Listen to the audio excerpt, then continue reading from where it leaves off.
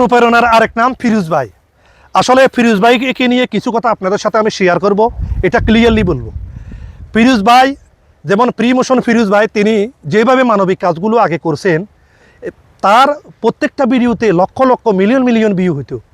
কিন্তু যখন থেকে ফিরোজ ভাই তার তার চেহারাটা যখন পাবলিকের সামনে যখন তিনি পাবলিশ করে ফেলেছেন, তখন থেকে তার ভিডিওগুলো আস্তে করে তার পেজটা বসে গিয়েছে।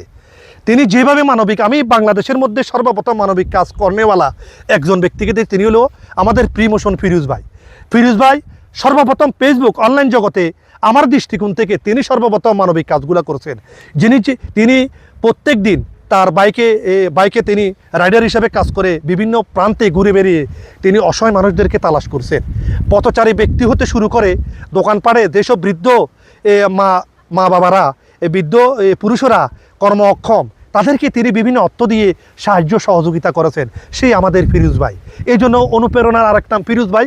যারা মানবিক কাজ করে তাদেরকে আমি অনুপ্রেরণামূলক কাজের জন্য আমি সবসময় ভিডিও বানাই। এই জন্য ফিরোজ ভাইয়ের ভিডিওগুলো আপনারা প্রত্যেক দিন সবসময় দেখবেন।